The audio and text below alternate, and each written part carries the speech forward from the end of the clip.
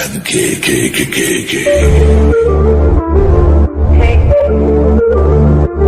Un elefante muy elegante, la trompa molar, la trompa gigante.